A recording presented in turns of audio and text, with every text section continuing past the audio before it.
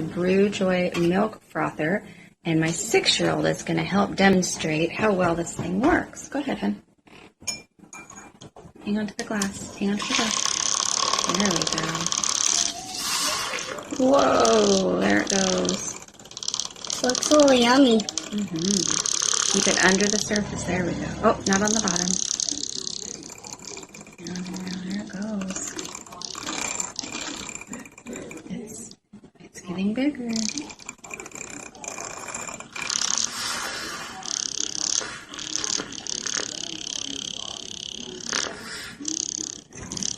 What do you think? Is that about done?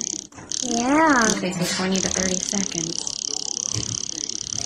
Okay, I'm going to have you turn it off.